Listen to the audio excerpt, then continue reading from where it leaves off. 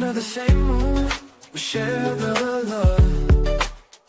Embracing the differences like hand in glove.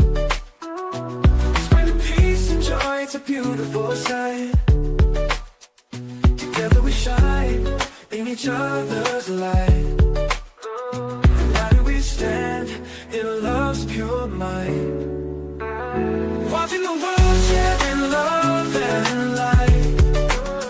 Hearts beating as one in our peaceful flight. Colors of harmony painting the night. United we stand in love's pure might.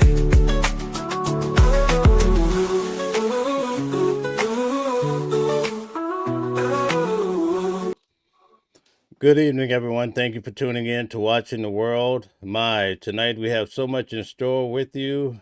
We have none other than the criminal defense attorney, Calvin Johnson, who will be joining us tonight to talk about some explosive topics that are happening around the world. What do you think about this big, grand, what many call a war?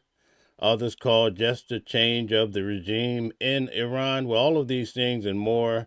In fact, down in Texas, there's a shooting, a mass shooting. What is the world coming to? Some are trying to attach that to what's happening on the global scene.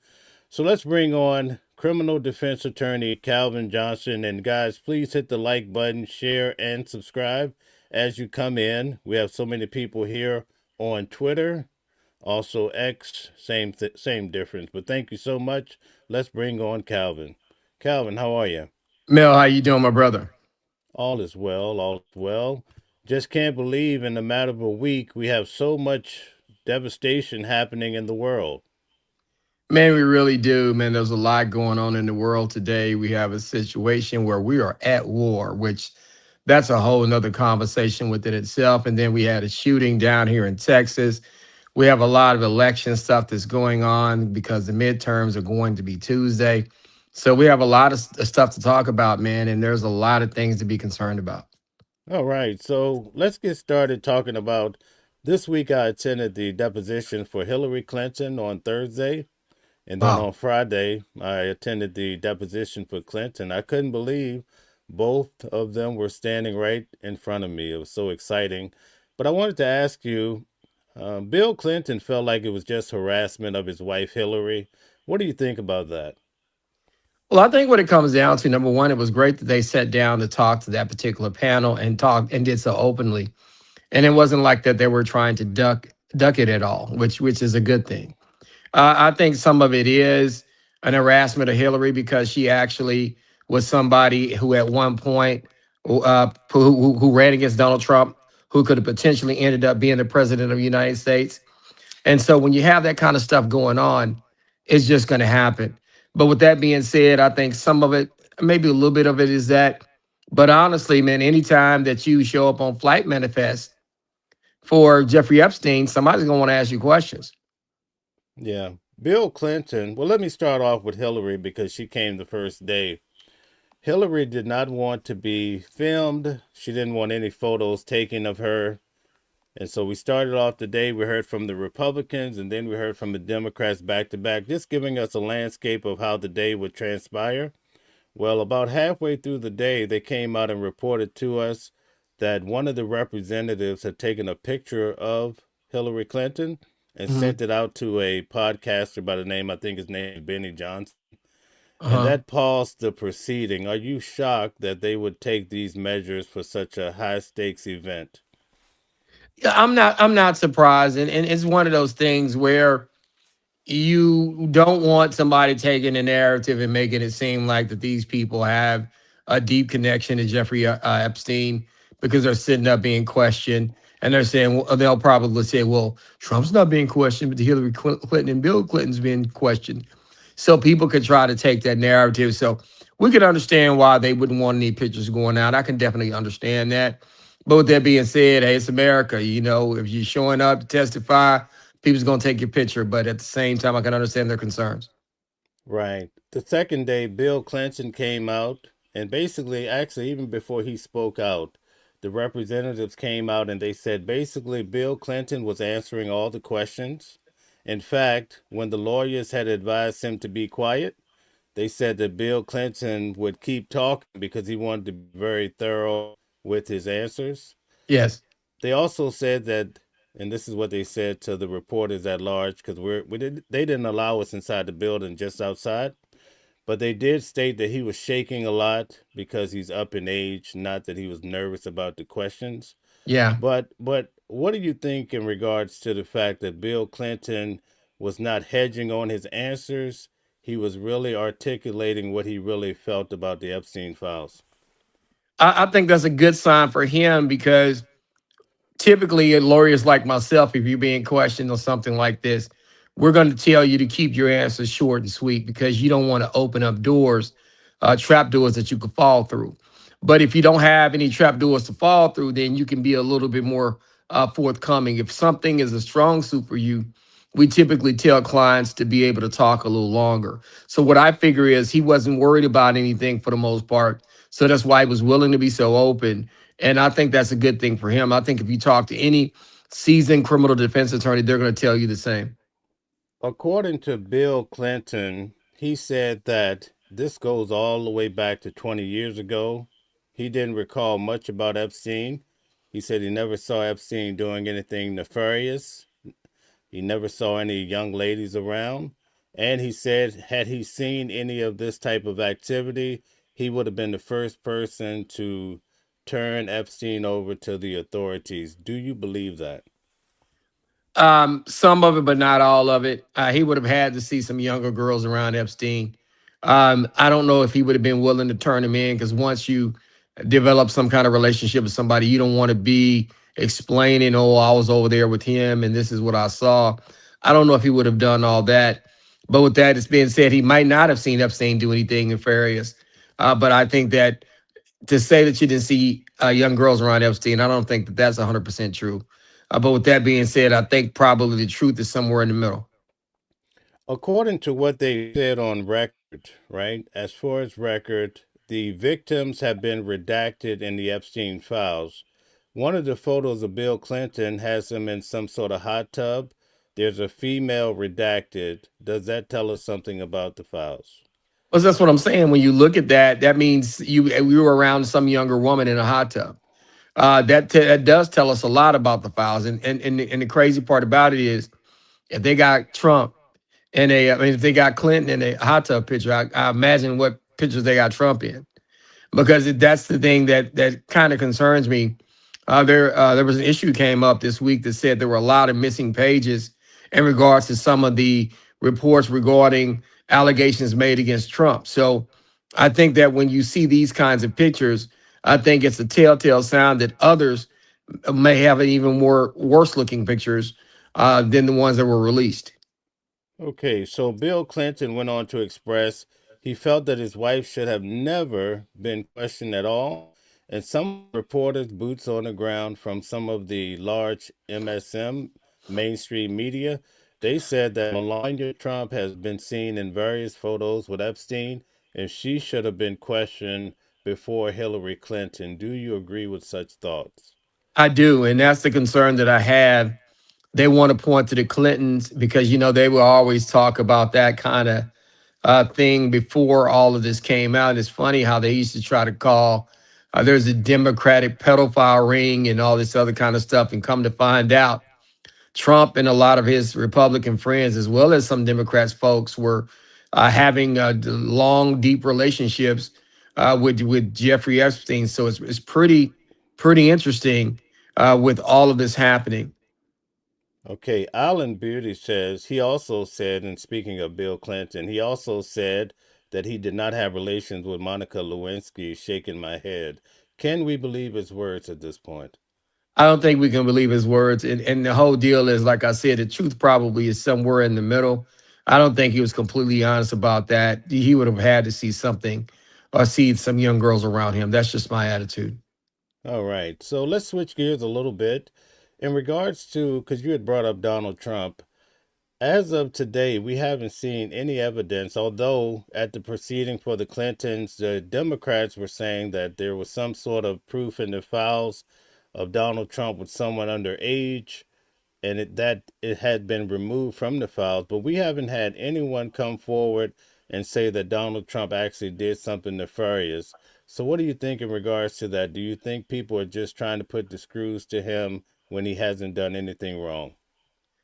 I don't think that. I think knowing Mr. Trump and how he is, if there was something in that file and anybody who worked for the Justice Department allowed that to be released, they would get fired or something would happen to them. I think he is so controlling and he's so much of a dictator that if there are things in that file, he probably has told the people who are the Department of Justice to make sure that he has redacted out as much as possible. Because I just don't see anybody in the Trump universe that works for him being willing to paint him in a negative light. When I say paint him in a negative light, if there are things that exist that paint him in a negative light in those Epstein files, I don't think that they would have the courage to release him because they don't want to lose their jobs and they don't want to catch the fury of the public and the fury of Donald Trump for allowing Epstein file pictures to get out or Epstein file documents to get out on him. Okay, AI Starseed says Trump is the greatest U.S. president ever. Hey, once again, like I try to tell people, people who support him, you have every right to support him. But I think that's a little myopic. I think it's one of those things where I think that for him being for the people that voted for him, he's a very well liked figure for them. But when you look at it on a surface level and not just on a balance level, I'm not really impressed with him because he does not tell the truth a lot. He lies a lot based on what we know and what we see. And the fact that he doesn't pay his bills and his debts. As a man, I just cannot support somebody who doesn't pay their debts and who kind of, I know, lies from time to time and sometimes from time to time. So that's the concern that I have with him, even though there may be some things, policies that some Americans feel like, hey, great that he's doing A and B and C. But the fact that I don't think that he has the integrity as well as I would say the temperament to be president, that is kind of what's most concerning about me. Okay, so let me ask you this. In regards to Nicolas Maduro, as I told you, I attended his trial or his hearing along with his wife, Celia Flores. Donald Trump gave him a stern warning and told him, don't keep messing around. Maduro dug in his heels. Donald Mhm. Trump had the military go in and take him out, right? Bring him to Yes. New York. We Hmm. also saw the president of Colombia. He was pushing back on Donald Trump. Trump told him to knock it off. He came to his senses and he came and met with Donald Trump and was sitting there in the White House making a deal. Now Hmm. we see the supreme leader of Iran was warned firmly. The people of Iran were warned firmly, and they learned the hard way. Is Hmm. Donald Trump teaching the world a lesson about strong leadership? I think in certain situations it has definitely worked, but I think that each situation is going to be different. You can go into Venezuela and get Maduro. You can go into Colombia and kind of push the gas on him because that relationship is a little better and it's a little different. But man, when you go to the Middle East and you're dealing with the Muslim population there, you're dealing with the Arab people there, it's another ball game. You're not just going to be able to go in 3 or 4 days, take a leader out, and it'd be over. Um, those folks are different. I would always tell people that in a regular war, you will tell another soldier, "I'll kill you," and then you'll say, "I'll kill you." But the soldiers from the Arab nations will say, when you say, I'll kill you," they'll say, "No, I'll kill both of us." You're dealing with a whole nother monster. When a guy's basically saying, I'm big and bad, and I'm gonna kill you, and then they're like, "Nah, I'll kill both of us." So he's happy to do it. Then you're like, "Hold up, wait a minute. let's not be irrational. And see, those are the types of things that Mr. Trump needs to seriously think about. Somebody had a rumor that said that when he killed the Ayatollah, that he thought that the people of Iran would quickly celebrate it and they would liberate themselves and then the war would be over. And I think he completely mismanaged and misthought that. Because if you see right now of the hell that's being unleashed in the Middle East, he had a huge miscalculation. Okay, so in regards to this whole war that's happening, Iran is actually saying that the president broke foreign policy. At least that's what they're saying from the standpoint of the United Nations. Do you Mhm. think they have a leg to stand on, being that they were duly warned? I don't know if he broke policy when it comes to the United Nations. You can go in and do kind of what you did.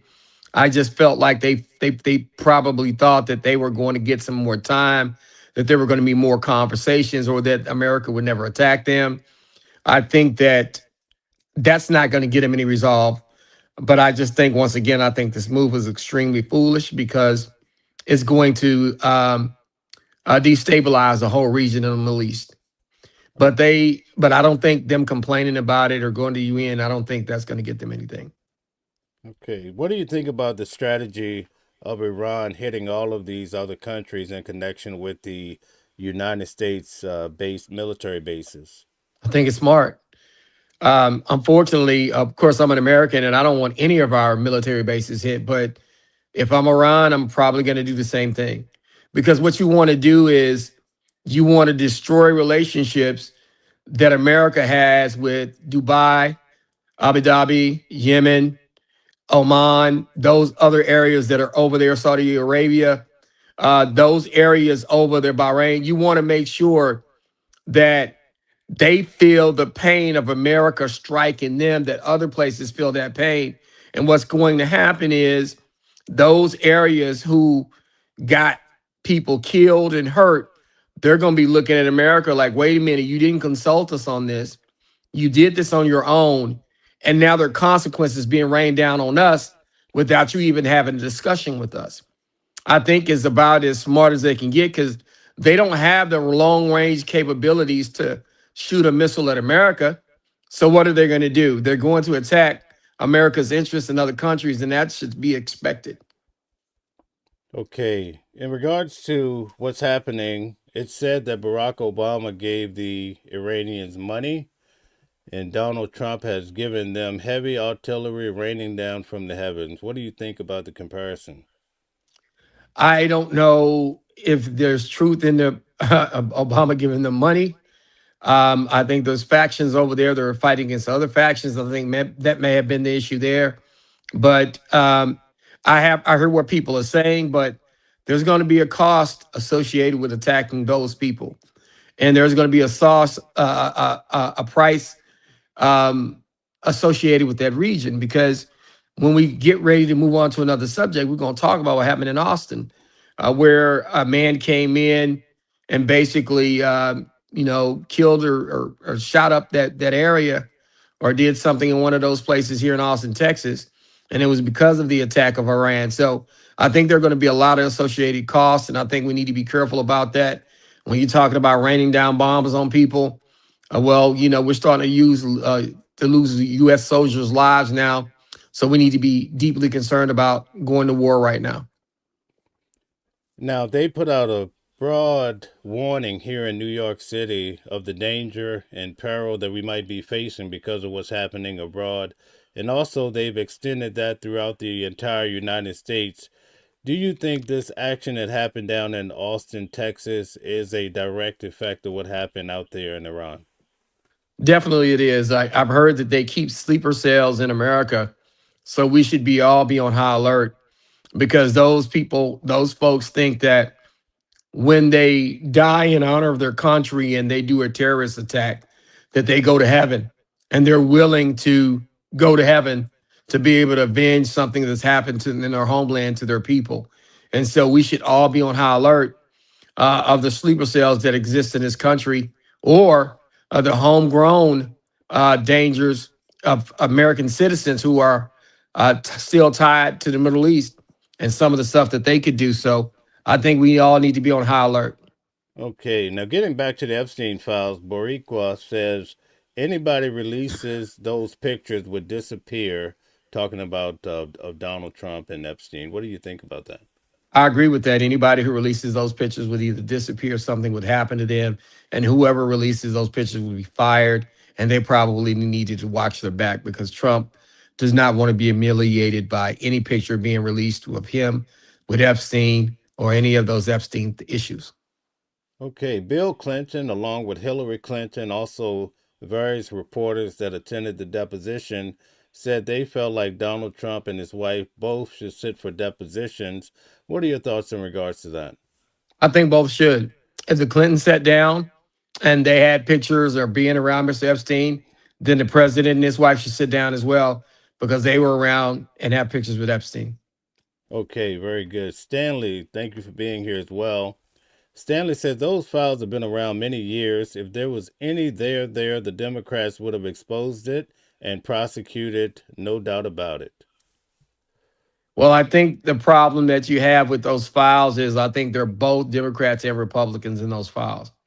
And I think that one reason why those things did not get released is because you have a Bill Clinton in pictures, you have a Donald Trump in pictures, you have a number of other leaders and famous people in pictures. And I think the reason why those things were not released then is because people didn't want to ruffle feathers. Okay, we'd like to ask everybody in the attendance to hit the like button, share, and subscribe. Calvin, can you take a moment and tell everyone what you do? My name is Attorney Calvin D. Johnson. I'm a 24-year practicing attorney. I do state, local, and federal criminal defense. I've been doing this, like I said, for 24 years. I'm a former city council candidate.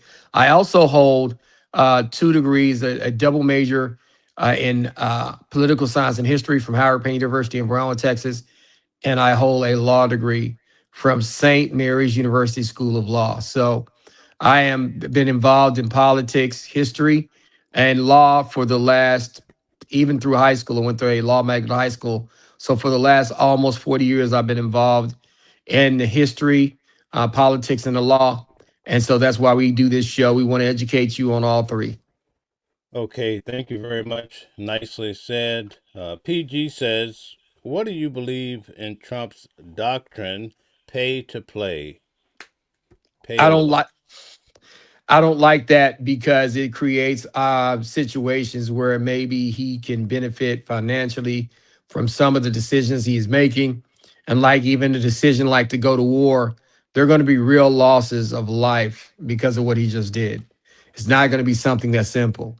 And that's why I have a huge level of concern about him going to war at this point. It's not the best thing. Do you think it was because of the security of the American people at large? No, I really don't. I think this is to try to teach Iran a lesson. I think it is to be able to, I feel like it's a distraction to what's going on at Epstein. And I also feel like it's a situation where he thinks that he may be able to use a war to say, look what I did. I took out the Ayatollah. There's a strong party, strong president, strong Republican Party. I think he did it for other reasons, to be honest with you. Okay, all right. PG says the so-called negotiations were a farce. They were. I think that they were. And I think we should, like I said, really, really be concerned. I mean, he kind of unilaterally, along with Netanyahu, decided that they were going to go to war with Iran without telling anybody else. And I even heard that his defense department was concerned about his understanding of how long it would take in a conflict with Iran. Based on the wars that the Americans have pursued in the past, Iraq, all these other different places, do you think they can really win a war with Iran? It's funny because winning a war, we have the capability to destroy Iran. But I think that with the way that they are, they're fighting for the death or fighting for their existence. And I think you got to be careful there. and you can't go as hard as you want to go because some of the surrounding countries are your allies and you want them to continue to be your allies. But if they see you annihilate a place like Iran, they start to question how smart it is to do business with you and to have relationships with you. Okay. The supreme leader that they took out, he was next to God. Unlike a president like Nicolas Maduro that sits in the top seat, this man was next to God himself. Do you think we could ever get beyond that with the Iranian people? No, you have to understand that they're not like most people over here. Like I give you an example, and I'm not trying to throw shots at people watching our show. Somebody said, Donald Trump's the best president ever. They're not intrigued by Mr. Trump like that. They're not um, cult-like supporters of his. They look at things from a realistic point of view. Somebody who has the same blood that they have, somebody who they revere and they look up to, you took out. So it's not a situation where that's going to be a positive look for them. And we need to be concerned and start thinking about that. Okay, Shadow Pop says Trump is just using the power of America and we will pay for this when Trump leave office. What do you say? We're going to pay for it before Trump leaves office. Really, you think so? Definitely. Something's going to happen. This will What not is, go down like this. what could that look like here in the United States? I think there's going to be some kind of terrorist attack coming soon.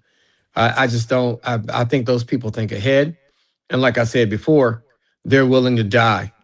And like I told you before, it's a situation where if you say in a war, I'm going to kill you, their response is, no, I'm going to kill both of us. You're dealing with a different kind of game. You're dealing with a different kind of animal. And you got to be extremely careful when you're dealing with somebody like that. And I think we're going to pay for that. I want you to think about this. The Ayatollah, man, they're not going to be friendly. I mean, something's going to happen. They're not going to let that just go. Let me ask you a question. If Donald Trump delivers on the economy, if he's a man of his word, an open book, would you really care about his moral values, his I, personal life? I wouldn't really care about his personal life as much. But with that being said, I just think when he talks to us, I don't think he's being honest when he tells us certain things, like when the citizens were shot in Minnesota. I just think looking back some of the press conferences and how he handled himself, and I just felt like he was being dishonest to us. It's more than just his private life morality; it's his public not telling of the truth. And in a sense, it's his private not paying his bills. And when I say that, a man who doesn't pay his bills or attempt to pay back what he owes, I can't really rock with him. I've always been like that. So if I see you borrow some money from somebody and be unwilling to pay it back, I'm not going to let you get close enough to do it to me. And I just think there's a certain amount of honor that goes with that. And I just, I'm just not a fan of his, because even if he delivers on some of that, I would always be concerned that he wasn't being honest about that, and that at the turn of a switch, he could go back and start being the way he was. Okay, very good. Alan Beauty says reality is that most of the politicians don't have integrity. Trump is just bold enough to not play in our faces. There's a lot of politicians that don't have the integrity, but I just think that Trump is different because he has so much power. When you are president of a country, and like America, who is one of the most powerful nations in history, and it currently is probably the most powerful country in the world, I have great concerns about um, those particular things. Okay, all right. Alan Beauty says, I really hope Trump getting Maduro was a chess move prior to hitting Iran and sabotaging our oil. I think he anticipated the fallout and said as much on Friday's speech. I just don't know about that.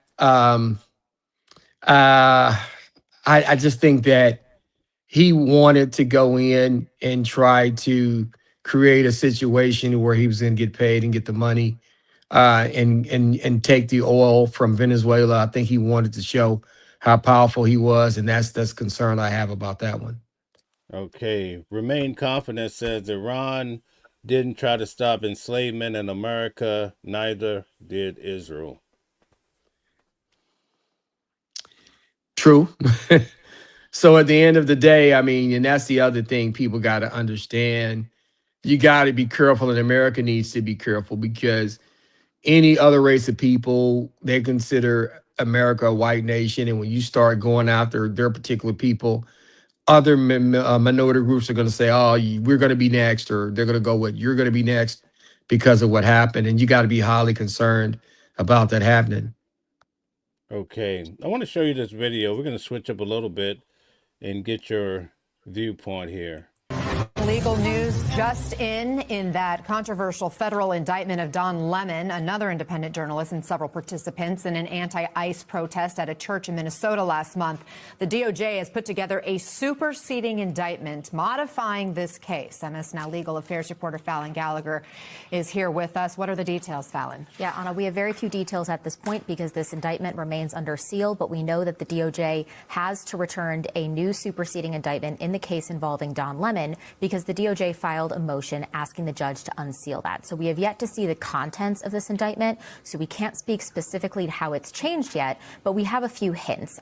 We can see online that the docket has changed, the case name has changed from U.S. v. Levy Armstrong, of course, that first co-defendant. Can you help us understand what's happening here? What they're probably trying to do is change up the indictment, change the wording, change the particular charge so that they can try to prove it up based on what federal law is in this particular situation. Don Lemon needed to be extremely careful because when you go into a religious institution like this and you behave like that and they want you to leave and you don't leave, it could have very serious ramifications. And people will try to say, well, it's Don Lemon. They're prosecuting him because of that. I just don't believe in going into people's religious institutions and doing this kind of stuff because I think you can start a trend. And what if it's your religious institution that they go into? And it's not even that they went in there. It's just like when you go in there and they tell you you're no longer welcome, you need to leave, and that didn't happen. So that's the concern I have about this. And as far as the way that they changed the indictment, they're probably trying to change it to be able to successfully charge him with federal crime that will stick if he goes to trial. Okay. When I went to pick up my press pass, one of the things they tell you is that you can't go on private property. And I asked them specifically, can you go into a church? And they said no. Does the First Amendment, when it comes to the freedom of religion, is that more prominent than freedom of press, or would they be looked at as equal? I think they're equal, but in a sense, the religion is a little different because a lot of the religious institutions will allow you to walk in. So that's the little nuance there. But I think that freedom of religion is going to be protected. Freedom of worship is going to be protected. And I think for the most part, they may be even more important to some folks than freedom of actual speech. And I think that with Mr. Lemon going in and doing what he did, I don't think that was a smart move. I understand his concerns. I understand that he was upset that particular pastor was involved with ICE or whatnot, but I just don't think that was a smart move legally. A lot of people are shocked that the act was put forth for the KKK and now it's being moved on with Don Lemon. What are your thoughts on that? That's extremely interesting because they used to go in and they would burn crosses. They would burn crosses in front of churches. They didn't care. I mean, you have to really think about this too as well. In Alabama, those 9 little girls were bombed at a school and, or bombed at a church, if I'm correct. So you got to be extremely careful when you start talking about going in and affecting somebody's worship. And the KKK used to do it all the time. But I think it was ironic that they're using Mr. Lemon's situation to as an analogy to that. Okay, very good. Let's get back to this video here. in the case to U.S. v. Sealed. And so that implies that there may be a number of new co-defendants who have been arrested in connection to that church protest who are added to this case. We don't know if the charges have changed, but we would imagine that this case should be unsealed very soon. What's interesting here is that our affiliate CARE in Minneapolis is reporting that 9 new people have been arrested in connection to that church protest. So it could be that they're adding those 9 new defendants to this case. But at this point, we don't know. What's really notable here, though, is that this new superseding indictment comes after the judge denied the government's request to make this a complex case because there were so many co-defendants. There are 9 original defendants in this case. So if they add 9 new additional defendants, that makes this very thorny. Okay, you'll keep us posted. Thank you for bringing us that breaking news. A lot of people are saying they're bringing up the Capitol and how these individuals basically stormed into the Capitol. The President of the United States pardoned these individuals. Do you think that what happened here with the church, that is equal or greater than what occurred with the Capitol? I think what occurred at the Capitol was more serious because those people were going in there and they were trying to do some harm to some folks. Now, the church protests, you have people going in and, of course, are protesting and they're being very disrespectful. But I think a lot of those protesters, if they had been able to get into the Capitol, they were threatening to kill the vice president. They sat at Nancy Pelosi's desk and said all kind of vile things about her.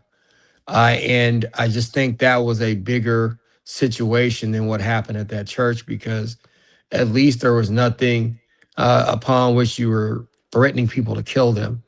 In that particular situation, there was a lady who was going to climb through a window and felt like that she had the right to climb through a window. She ended up getting shot by one of the Capitol Police.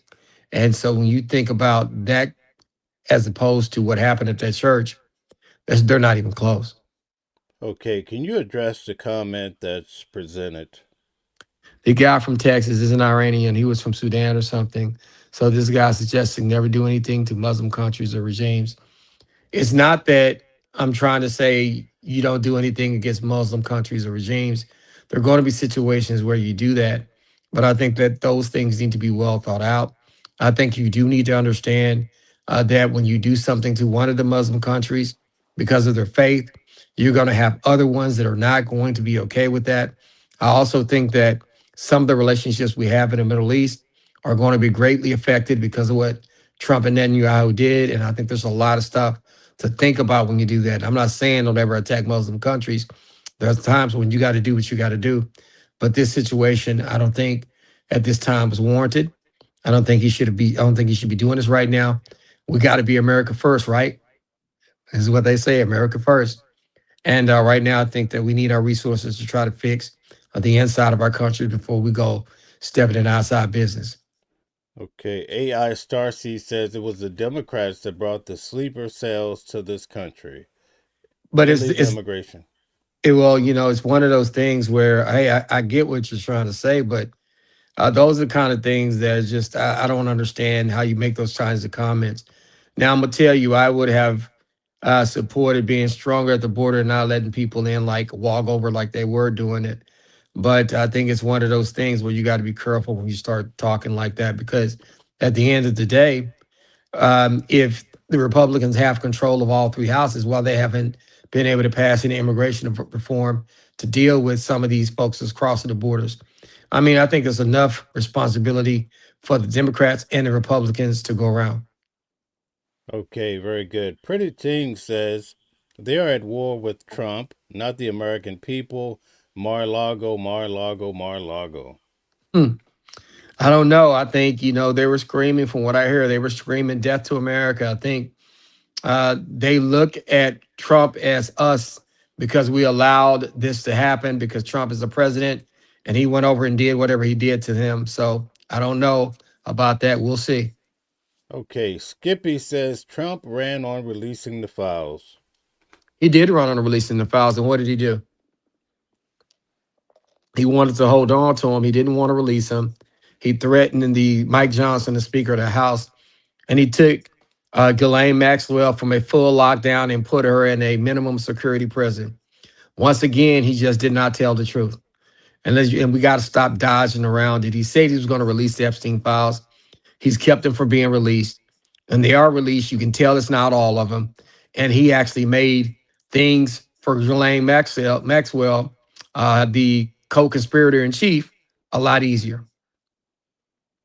Okay, PJ says our president will start a war with Iran. He's ineffective and does not have the ability to negotiate, Trump once said about Obama. And that's exactly what people are calling out. People were saying that he said, Trump said that Obama was going to get us in a war in the Middle East, and that he would have more ability to be able to negotiate. And right now, he's done exactly what he accused Barack Obama of having or was going to do. Okay, W12 says, so true. We should hide in a hole and hope they leave us alone. I don't know about howling the hole and hoping they leave us alone, but there's going to be a cost to America and its interests. There's going to be a loss of American lives and soldiers that are going to be killed and people that are protecting us and serving our country. We're going to suffer some losses based on what happened. And you can't kill an Ayatollah and think that they're just going to go away and sit down. That's not going to happen. Okay, there's a message for you in the chat there. This guy becoming more unhinged. Yeah, he is unhinged. He's becoming more unhinged. And, some people will come on and say, oh, you're attacking Trump. You don't like Trump. Man, I don't like what he's doing. It's not whether I like him or not. I don't care. I'm not in my feelings about another man. I mean, if he said something about me, if he said something about my people, I really don't worry about it because I don't really respect his opinion when it comes to what he thinks about Black people and calling former presidents apes and all this other stuff. I don't care about that. I care about what he's doing because there's going to be cost associated with what you do. And a lot of us are going to be ones that pay it. He's a billionaire. He's never going to fight anybody. He's a draft dodger.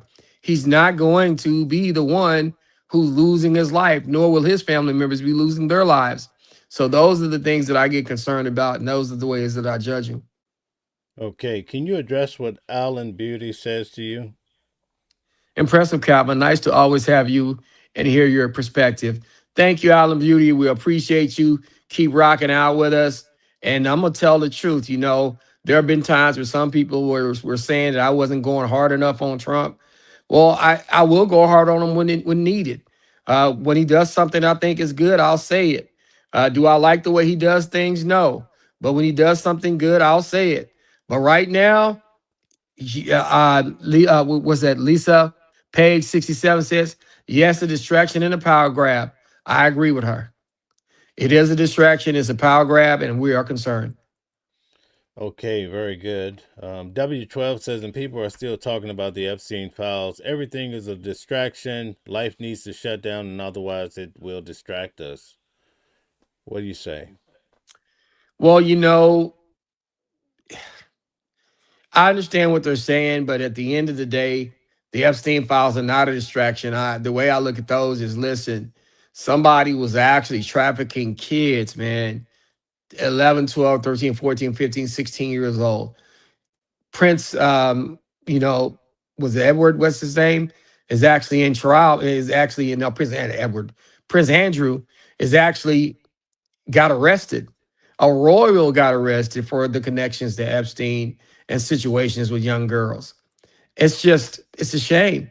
It's one of those things where, that's very serious stuff. And the Epstein files are not a distraction, man. We're talking about young ladies get taken advantage of by grown men, wealthy grown men, and that's not a distraction at all. Do you think, based on all the information that you've taken in, do you think that the American people are really concerned about the Epstein files and Donald Trump and some of the big names? I think that they are, because it's not just a situation where some grown-up was affected. We're talking about children. You're talking about children whose lives, as survivors of sexual assault or sexual misbehavior, we're talking about children's lives who are going to become women, and young women are going to be scarred for their lives. And we also want to, as a country, to protect young children. So you don't want anybody to ever go out and do what Mr. Trump has done allegedly, or some of the people in the Epstein files allegedly. So that's why you want to be extremely careful. W12 says Iranian people in Iran are saying, "Thank you, Trump." What do you say about that? No, they're saying death to America. We were watching the news today. I mean, it's right there in our faces. They're not saying thank you, Mr. Trump. They're saying death to America. And you got to understand they're going to trust their own way before they ever trust us. All right. Eric says, "Kiss your generational wealth goodbye." Do you think these actions is going to destroy generational wealth? I think it is. It's going to really hurt us financially. I think there's going to be a high price to pay. And we better get ready and strap up, because some of the instability in the Middle East is going to eventually come to affect us in America. Okay, Judith, thank you so much. Judith says Trump converted to Judaism when last in office and he keeps it mum. I don't know about that. We shall see. I don't know. I don't want to put that on him. Okay, the deep fake has a comment for you there. I agree with Attorney Johnson. And listen, y'all, I'm just being straight up with y'all. You know, we try to play it down the middle. You know, some people will come on and criticize Trump because maybe he's done some stuff to people of color that he definitely should not do. And I agree with that he has done those things. But with that being said, I never expected him to do what's in our best interest, as well as I never expected any validation from him, or neither wanted it. I get concerned that he's doing things that are hurting us, hurting my family, hurting people that are trying to get to where I'm at in life. Those are the concerns I have, and I appreciate y'all rocking out with us, and then understanding that we're gonna have a real conversation. This ain't just gonna be a Trump bashing situation. This is gonna be a situation where he does something good. I'm gonna say it. Like he pardoned Nate Newton, one of the Dallas Cowboy football players who I know personally, and took his drug conviction off and a few other people's convictions off. Hey, he did a great job doing that. Nate's a whole another person now. But with that being said, when he does something bad, I'm going to say it. And I'm not going to be one of these cult-like sycophants that just love everything he does. We've seen various cases where Donald Trump has stood up for people in other countries. We saw it with the Christians out in Africa. He dropped a few bombs saying, hey, you got to leave them alone. Venezuela, people were having their lives taken. Donald Trump stepped in. And also now we're seeing in Iran, people were scheduled to be executed. Donald Trump says, you better not do it. And then he retaliated with such strong action. Does it show that he cares about people, or do you think it's something different? I think it's something different, because I think that you got to be careful when you go into other nations telling them what to do and how to do it in their country. Number one. Number two, I just think he does it for attention. I think he does it to be able to get some positive praise. I think somebody with his personality coming off the State of the Union and getting highly criticized from the left and even from some on the right, somebody like that who his personality and is wanting to be loved is kind of delicate when you say you don't like him, but not show him the love in a big, huge event in front of the world. I think he will go and do something to try to make you like him. And that's where the scary part is for a leader like Donald Trump. Okay, PG says, will he try to take control of the midterms? How can Dems stop him? I think he will try to take control of the midterms. It wouldn't surprise me if he tried to not have elections. And I've said this to several people. They're like, well, I can't wait till we get the vote in the midterms and we can vote 2 years later to try to vote them out. And I was like, well, you better hope you can get the vote. You should have hoped that there's going to be a vote. And they look at me like I'm crazy. And the reason why I say that is because he's going to try to justify a lot of stuff he's doing. He's going to try to justify not counting certain ballots in certain states. And I want y'all to think about this, right? What's going to happen when a president, let's say, loses a state by 300 votes, and it's a red governor state? What's going to happen? He's going to make that phone call to that governor. Do you think that governor is going to be strong enough to say, no, the election, you lost fair and square, or you don't think that, or you think that governor's going to say, you know what, let's go take a look at this. I think we found 400 votes that are invalid. President Trump gets nominated, he's going to get the electoral votes. I'm telling you right now, because Congress can't stand up to him, I don't think governors are going to stand up to him. That's going to be the first sign of something going really, really bad. There's no guarantees that free and fair elections will continue to happen in America. Okay. Eric says only country democracy without universal health care. America is 25 years behind. What do you say? I agree. I agree 100%. Okay. All right. Dirty Money says Israel wasn't even a country during the American slavery. Their people were there, and they didn't do anything to stop it from happening to us. But once again, I think there are other situations that caused us to be enslaved, not just them. There were a lot of factors that caused that. But with that being said, I think our people got to start realizing that they must not rely on other people to do them right before they do right to themselves. And I just think that's just my opinion when it comes to that. Okay. Caprello says Don Lemon needs 4 years minimum behind bars. I mean, that's funny because the same person probably isn't saying that anybody that attacked the Capitol on January 6th they should get that much time. That's the kind of thing that I talk about. You want Don Lemon to get 4 years, but people stormed the Capitol who wanted to kill people. Y'all want to pardon them, and I just think that's just disingenuous. Okay. The scroll says America has spent trillions on Israel but won't pay Black Americans reparations. What are your thoughts? True, true. And the deal is, and I try to tell people I'm not against reparations, but I just don't think that realistically happening. We need to realize that that's not going to happen. I'm not against reparations, don't get me wrong. But with that being said, I don't think it's realistic to ever think that that's going to happen. Okay. We've had this discussion with a few people that have come on the channel, and many people are having this big argument in regards to people from the islands, let's say Jamaica, Haiti, that they should not receive reparations if they were to come because they're not foundational Black Americans. What are your thoughts on that subject? That's a tricky one because when it comes to our country paying them reparations, I think is different because you have the Brits that did some things in the Caribbean, you have the Dutch, you have the French, and I think that those islands or those countries, not America, are more responsible for the slave trade to those particular people. I think America is more responsible to the slave trade of foundational Black Americans. And so that's kind of where I land on that. That's what I believe.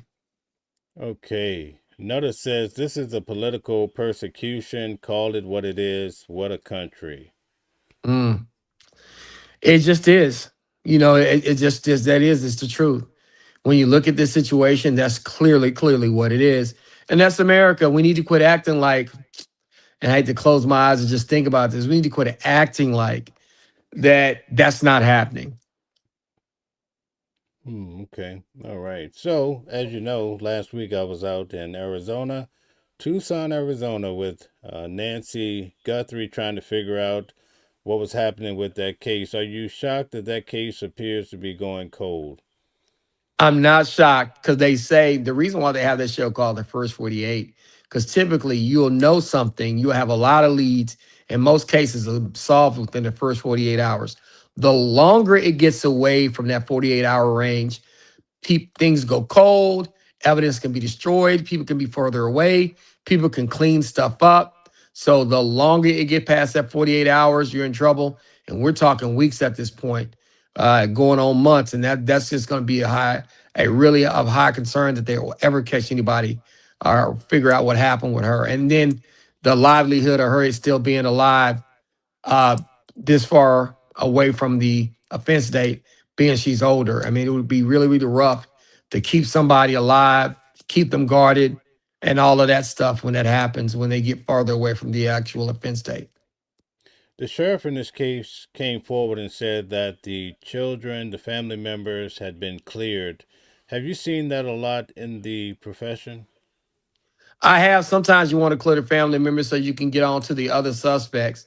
Typically, usually they won't say anything, but I think sometimes you have to say something because if some family members are being accused, you can make their life very hard while they're trying to grieve their loved one. You got people suspect them of doing stuff. So sometimes you have to come out and say that. But I think it kind of depends on the situation. Okay, very good. The authorities had allegedly picked up the son in law's car, and I believe even the daughter, or perhaps at least the car, the last car she rode in. And to my knowledge, they still have that car after all these days. Is that Mhm. telling us something, or you think that's just procedure? I think it's just procedure. They try to go over their car with a fine tooth comb to make sure if they can find any semblances of her, any DNA of her, anything that could identify her. I think it's smart to go over those cars like that. And it just takes a while. Right. This week, the authorities left, I believe it was Friday night or Thursday night. Mhm. Before they left, they installed the camera system. Is this pretty normal, you would say, in these particular high crime cases? Yeah. Yeah, I think it is. I think it is normal. Okay. Many people still, when you look online, they still feel like it was an inside job of some sorts. How do you think the detectives were fair in trying to determine this case? You think it's going to be something that go on for a long time, or you think it sometimes they solve this rather quickly? Sometimes they solve it quickly, but it could have been an inside job. I mean, you have to really think about there's a lot of thought that's going to go into kidnapping somebody, asking for ransom, doing it in Bitcoin. I mean, it takes a lot of moving parts to make that happen, or to be able to just kidnap her. So I think they may have thought it was an inside job, and it may well be. And sometimes things are solved quick, but in this situation, it's not, and it's really started to drive on. Okay. Do you think it's possible that the individual on camera that approaches the house, that that person is just a ploy of some sort, and that perhaps even someone more close to the family could have came in behind him? I don't know. That's a tough one. It could be either or. But him approaching that camera, I don't know if he would approach that camera. I think there's ways to try to disable those things. I think if he was being super careful, I don't think he would have wanted to have his face on there. He could be a decoy, but that's something that we need to think about and try to address. Okay. All right. Very good. Simon, getting back to the comments, says Obama dropped 26,000 bombs in 7 countries his last year in office alone.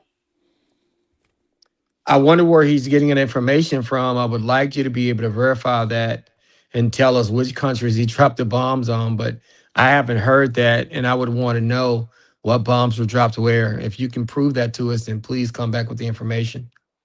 Okay, guys, take a moment, hit the like button, share, and subscribe. Hitting the like button really helps us to promote the channel. Also, turn on your notifications so that when we do go live, you can get the notification indeed. Calvin, could you take a moment and tell the new people here what you do? My name is Attorney Calvin E. Johnson. I am a practicing criminal defense attorney for the last 24 years. I do state, federal, and local criminal defense. And I hold a degree from Howard Payne University, double major, political science and history. I also went to the law school. I went to the high school for public services, government and law in high school.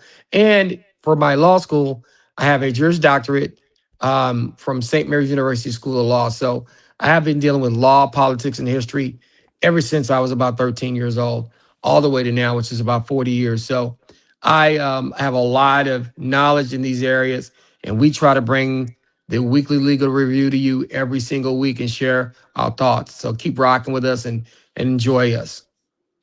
You were able to basically predict how much time Sean Diddy Combs would get by 1 month. 1 month. How in the world were you able to do that? It's because I've been practicing law all of this time. You know, we had a guy come on, Sean G, telling me that he was going to get 24 months and 6 months of supervision and all of that stuff. Man, lawyers go, you got to go and get a college degree. You got to get a law degree. You got to take the LSAT to get into law school. You have to take the bar exam. which is a combination of 3 years of information, and you have to pass the test to be able to practice law. You have somebody like myself who has done all of that and practiced 24 years. Somebody who comes on the internet and says, I've been in the system before, I did some time, so I know as much as you. That's foolish. And so when we come on shows like this, the Weekly Legal Review, Mel found me. Mel has me come on the show with him, and we do this together because Mel respects my knowledge and my experience in being able to be a criminal defense attorney. The reason why I was able to basically guess how much time he was going to get, it was based on my experiences of being a practicing criminal attorney for the last 24 years, doing federal cases, and the fact that Mel was going to trial every day. So Mel was giving me information about what was going on in the trial, mannerisms, the way that the judge did things, the way Diddy them did things, the way that the judge talked when he talked to Mr. Combs and the defense team and the prosecution. And with all of that information based on all my experience, I guess between 51 and 63 months, and he got 50 months. But that's kind of what I guessed. Okay, very good. That's awesome. Getting back to Don Lemon, Alan Beauty says that Lemon pushed the envelope with going into the church. I also think that he should have held off on the interviews until after the case. What do you think about that? He probably should have held off on the interviews. He should have never went into that church like that. Y'all can say what you want to say. I'm not going to go in somebody's place of worship because I don't want them coming in mine. Because if you coming in our church acting a fool, something's probably going to happen to you. But with that being said, I don't believe in going to people's place of worship and kicking up that kind of dust. To me, that's a line you don't cross. And I don't think it was very smart for Mr. Lemon to do what he did that day. Dirty Money says that they violated the FACE Act. I don't know if you heard that this week, I think they just arrested another 30 people. They're adding to the tally. But violating the FACE Act, could you tell us if that's, you think they're looking at some serious time? What do you mean the FACE Act? What was who violated the FACE Act? Don Lemon by going into the church. He may have, and that's what I'm trying to tell you. And that's the thing. You cannot do that. When you go into the churches, and especially if it's a situation where you went in and let's say they asked you to leave and you immediately left, I don't think you would have had a problem. But man, when you stayed and you had somebody else come do that and they wanted you out of the premises and you stayed on and you're affecting your worship, you could get some time. Okay. Simon says that Joe Biden pardoned his whole family. Hey, I get it. I'm not making up any excuses for him. I don't think you should pardon your family members. Okay. I want to ask you in regards to Donald Trump's whole situation with Epstein. Do you think that this is going to have a major effect on the midterm elections? I think it is going to have a major effect on the midterm elections. I think the Epstein is going to have a major effect on it. I think the relationship that looks to be there between him and Epstein is going to affect people. But I honestly think this attack or this war that he started, I think that's going to have a bigger effect. And I think ultimately people are going to feel like Mr. Trump is overstepping his bounds of power. He's not letting the Epstein files be released in their fullest. He is going to war when he wants to go to war without even talking to Congress. He is doing whatever he wants to do when he does it. And a government that runs on checks and balances, I don't think a lot of people understand that. I don't think that's going to go over well in this upcoming election. And I think the red party, the Republicans, need to get ready for a blue wave because even Texas, we're outvoting Republicans in early voting. In every major municipality, an area outside of Collin County, which is Plano, and there's only a 600 vote more Republican votes than Democrat votes in early voting. And so all the other urban areas where you're talking about Bexar County, you talk about down in Austin, you're talking about in Houston, Harris County, you're talking about Dallas County, you're talking about those major counties with huge population centers. The Democrats are outvoting Republicans in early voting, and that had never happened. Okay. We have W12. Thank you very much for the super chat. That's awfully kind of you. It says that Anwar, a U.S. citizen, was killed in Yemen at a restaurant by the Obama administration? I don't know about that. It just depends, and I would like to know what that particular individual was doing. We just don't know what the particular individual was doing. He may have been doing something he wasn't supposed to do and caused himself to lose his life, but we shall see. Okay, Simon says Nancy Pelosi admitting fault in January the 6th, and Trump said protest peacefully. Come on, y'all. Let's not let's not try that. And that's the thing that I try to do. They wanted them to delay the changing of power. And when they said no, and when Penn said no, he literally sent those people to go and do something to his own sitting vice president. Let's not try to retell history. Let's not play games. Let's be honest. Those are the type of things that anger me when we start having these conversations. Okay, thank you very much. Stella says like, share, and subscribe and turn on your notifications. Thank you, guys. Simon says Iran had nuclear capabilities to hit the U.S. Come on, man. Let's be honest. Even if they had any nuclear weapons, they were not being able to travel far enough to get to America. And even if they could, they would get shot down even before they got anywhere near us. So let's be honest, they don't have those kind of capabilities. Okay, Simon says it takes 60 votes to pass through the Senate. I get that, but they never sent anything to try to pass when it came to immigration reform, and they control the ability to be able to get bills on the floor. The Republicans do because they have a majority, and they did not do that. So that's the end of that conversation. Okay, Allison says they love Trump. Yeah, they do. And, some people love Trump. But, I don't understand. If you want to love him, it's your right to do that. But it's not a feeling for me with him. It's more of my common sense telling me if a guy's going to lie to me, guy's going to be dishonest to me, guy doesn't pay his debt and doesn't pay his bills, I'm not going to support that person. Okay, the deep fake has a message for you there, Kevin. Attorney Johnson, you are correct. Stop enforcing in other countries working hours. And from these attacks, we may suffer a terrorist attack. Oh, we're gonna suffer several terrorist attacks. They're not going to. We're going to try to stop some of them. We're not going to be able to stop all these terrorist attacks that are going to happen. This is going to be of high concern. We're in trouble. Somebody said released 3 million files, heavily redacted, and out of 3 million files, there was probably another million that they didn't release. So they released the weak stuff. They released the weak Kool-Aid and hid the strong Kool-Aid. So that's just my opinion on that. Okay, Eric says highest incarceration rate in the world. You need some help, bro. What do you mean highest incarceration rate in the world? America? Our country? At the end of the day, it's one of those things where you got to really start thinking about what we're doing in this country and how we're doing it. At the end of the day, once again, let's not distract.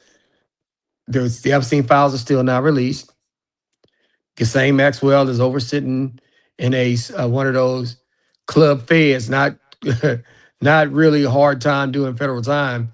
She's literally been placed in a minimum security facility, and our president just fired an attack against Iran in the Middle East, and now Iran is literally shooting weapons and missiles at 5 or 6 different nations. And so let's just be honest. Let's look and see what's going on here, and let's just tell the truth about it all.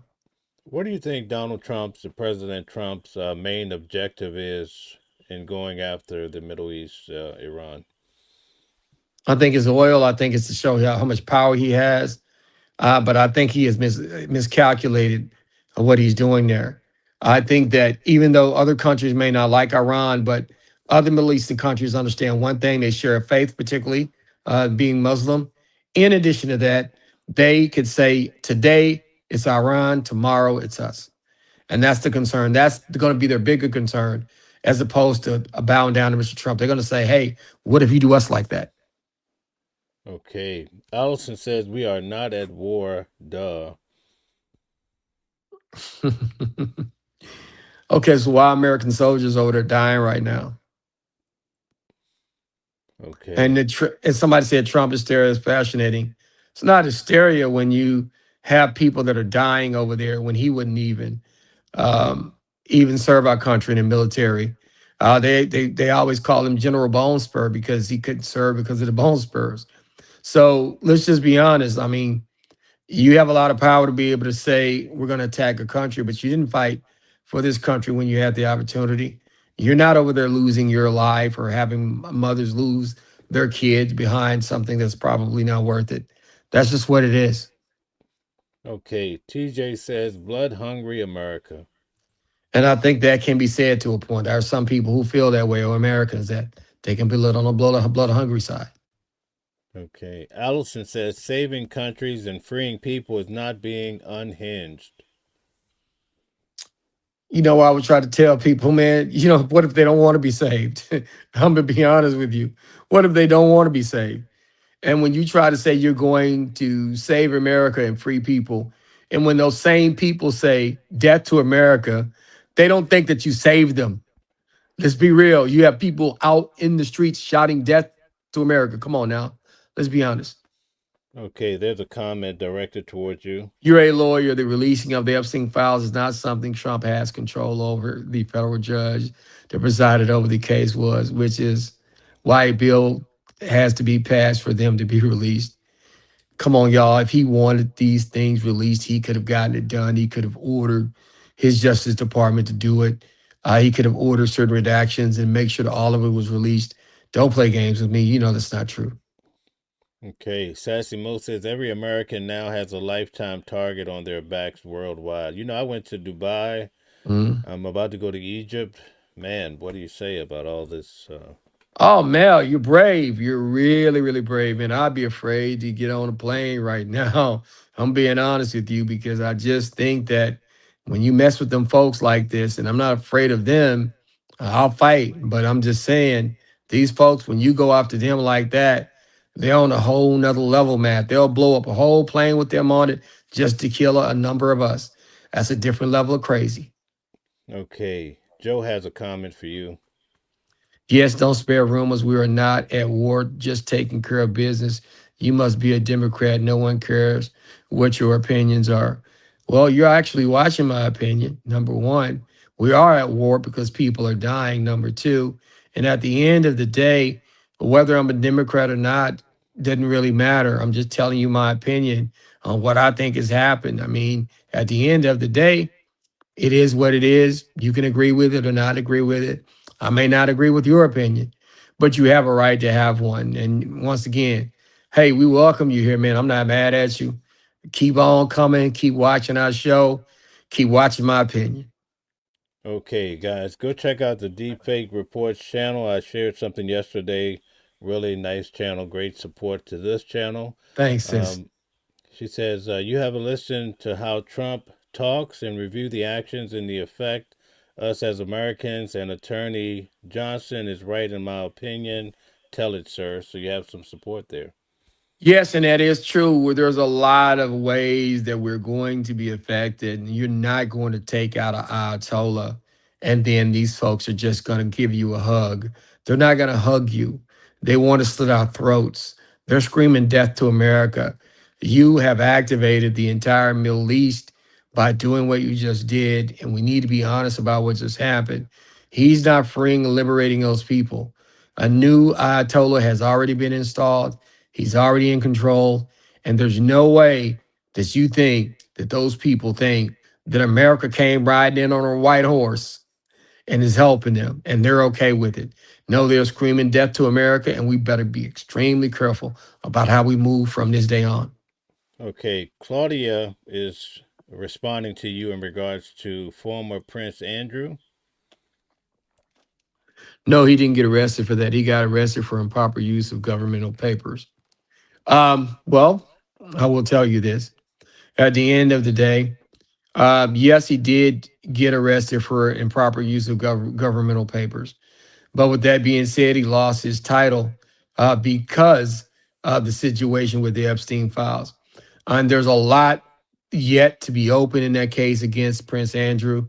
And we're going to find out soon why he got arrested to the fullest of the extent. So just stay tuned. We're going to see what's in there. Okay, Eric says a poll said 50% of the Republicans don't care if Trump was implicated in Epstein. They don't care. They probably don't care. But if you don't care about kids being molested by grown men, then something's wrong with you. Then you're as sick as the person that's doing it. Okay. Murray says, but it's the judge Obama appointed that wanted names blocked and certain files closed. And I think that when you look at this particular situation, there are a lot of victims out there. There are a lot of people in high places whose names may appear who didn't do anything with Epstein, but their name may be in the file. So that's a very delicate situation. But with that being said, release all the names. Let's take a look at it and see who's on there. Claudia says the files, where was the outrage 5 years ago? You had these files for 5 years. I know you've gone through them. I know you've seen everything. What's the outrage? I think that probably, like I said before, there are probably people on both sides who will be implicated, and I think that was the holdup. But once Congress said to release those files, that should have been done, and that was not followed. Let's be honest. Okay. So let me ask you this. What do you think is the best way forward as we're facing these wars around the world? We also having issues going on in Mexico. Americans are being trapped there. Americans are trapped in Dubai. Listen, man, we got to start thinking about things long term. What did you think killing El Mencho is actually going to get us? And I want you to think about that for a minute. Some people think, oh, he's a drug dealer, he has to go, and you shouldn't let him exist in there. And what it has created is a all-out drug war over there in Mexico. The cartels and their different factions are actually shutting down roads with burning vehicles. They shut down the airport. Nobody can fly out. So you got that going on in Mexico. You just took Maduro not too long ago. You got ICE agents shooting people in Minnesota, and you just dropped bombs in Iran. This country is in complete chaos and turmoil. We need to quit acting like everything is okay. We need to quit acting like everybody's celebrating for the Iranian people. No, I don't care about that. We need to start dealing with our business over here in America. We got unemployment that's on the rise. You got AI taking all these jobs. You got healthcare issues that people can't get coverage. We got problems in America. We need to be fixing that. We need to be cheering, fixing that. We don't need to be going to other countries and getting in the midst of their business. Okay. Patriot says they've been saying death to America for many decades. Of course, and then they didn't stop saying it now when we attacked. So why did our president come on there talking about they going to love us? No, they don't love us. They're not going to ever love us. They're not going to ever have the love for Americans like they do their own people. And they're not going to be, cultish when it comes to Trump and just run up and hug him because he did this. No, they're going to want to go hard against him. And if they can take him out, they're going to try to. And that's unfortunate because he has led us down a path that's going to have dire consequences. Okay, Boricua says in Times Square here in New York today, Iranians were screaming, "We love Trump."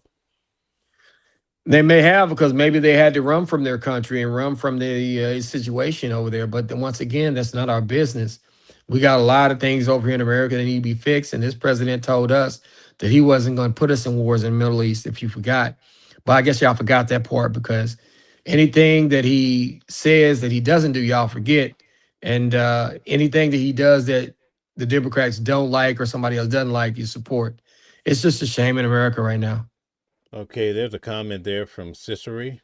Don't trip. Iran fought to a stalemate against Iraq. So based on that, the fact that we can all agree Iran is really no threat, we are doing Israel's bidding. We probably are doing Israel's bidding, but they are a threat. We have a lot of military bases, and that's what I'm saying. You cannot be closed-minded, cannot be short-sighted. There's military bases in a number of countries that they can actually hit with missiles. There are relationships with other countries that are going to be affected by the fact that we chose to attack these people. You got to be, honest. Is it Trump bashing? No, it's not really Trump bashing. When he does something like this and feels like he can do it without telling anybody and not understanding the cost that is associated with doing it, it's not really Trump bashing. It's a critique. And sometimes critiques are going to be good. Sometimes they're going to be harsh. And this situation is harsh because that's what's needed. That's just kind of how it is. It's not, oh, he's Trump bashing. He hates Trump.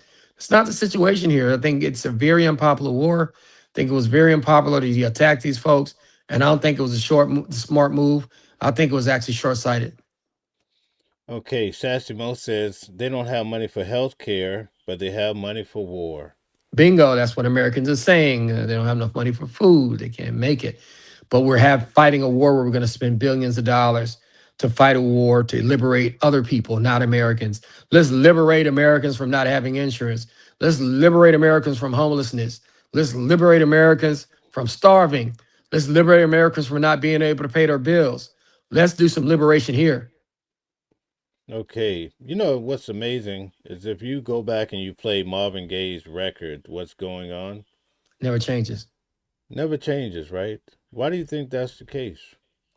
I would tell people that I can go listen to two people, Marvin Gaye and Donny Hathaway, and some of the stuff that they talk about in the 60s, I could sit down, play their music right now, and the same thing's going on in the world. And it's timeless music. They're telling the truth because what's happening in this country has been happening on repeat. And to be honest with you, I think that a lot of what Trump said to a lot of people sounded good. And I can understand why it sounded good to those individuals. But when it comes to implementation, to be honest with you, let's be honest, Trump has bankrupted several businesses. The last time he was president, he got voted out because there were issues. So let's be honest. You got to be honest about that particular person's performance and critique to understand what's going on in America. Okay, Claudia has a message for you. You just proved our point that you can get there, that no one took any rights away from you. I don't understand that. You just prove our point that you can get there, that no one took any rights away from you. I don't know. Maybe she meant to say something else.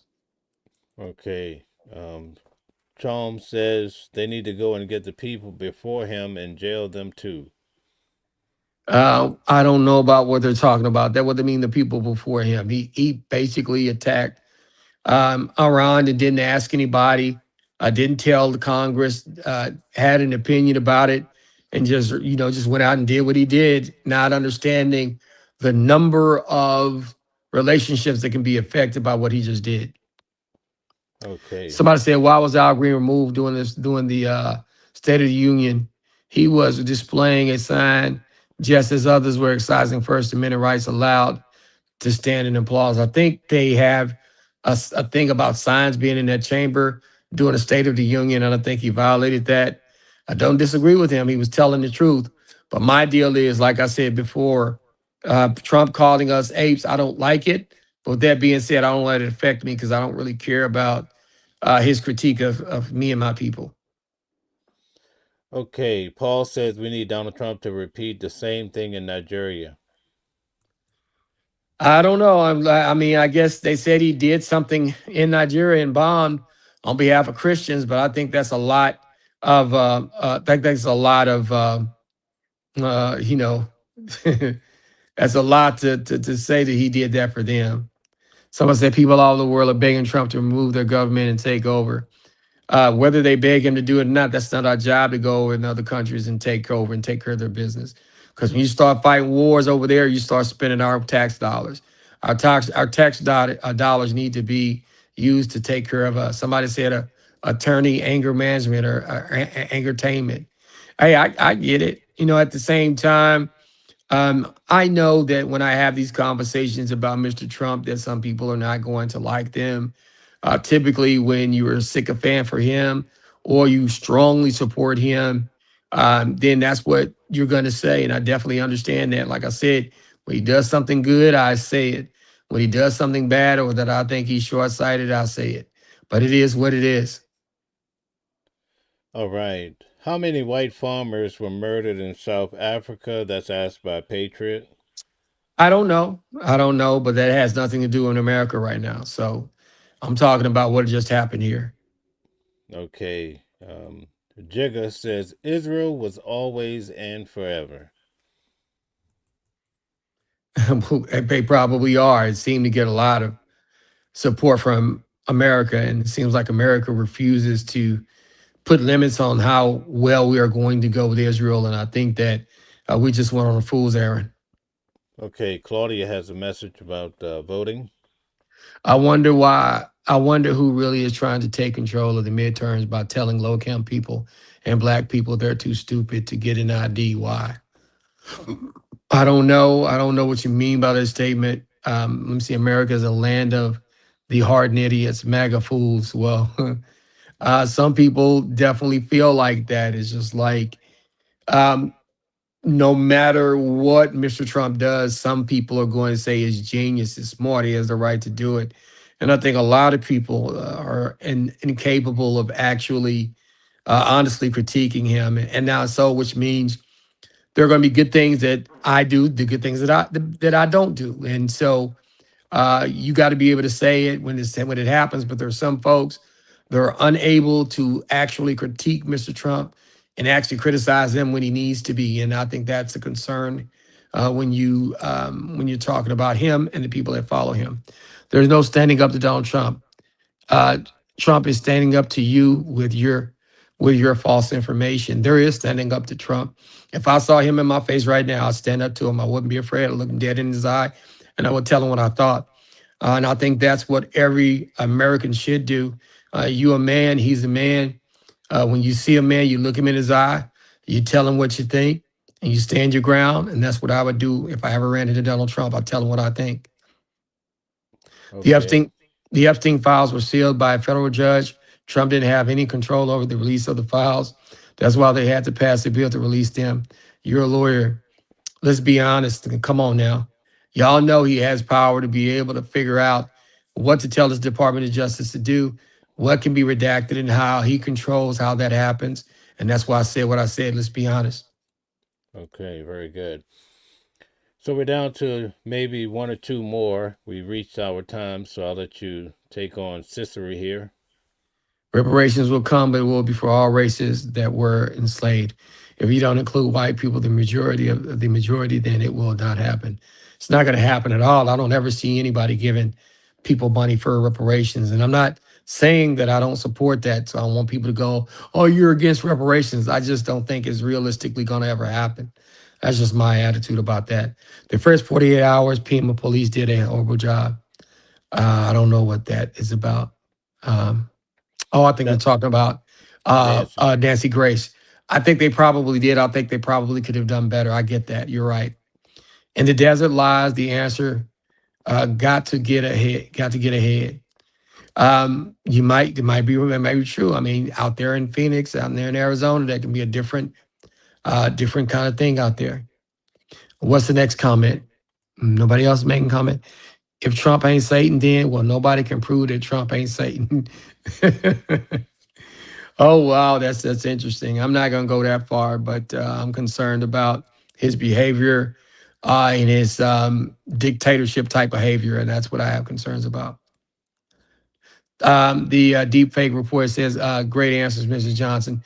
Once again, thank you, everybody, for those who have made comments that are supporting Trump. Hey, I get it. You have every right to do that. We have every right to criticize him here, but it's really not personal. It's not personal at all. You know, I want you to have your opinion. I'll go ahead and have mine, and we can have a conversation about it.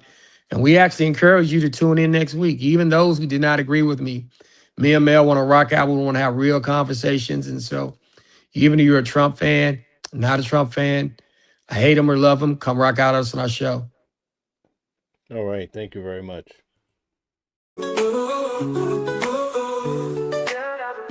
Different voices, but the same song. Loving a world where we all belong.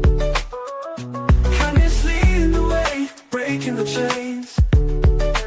In the symphony of love, the thing remains. Embracing diversity, brighter days in sight. Watching the world sharing love and light. Hearts beat as one in our peaceful flight. Colors of harmony, painting the night. United we stand in love's pure might.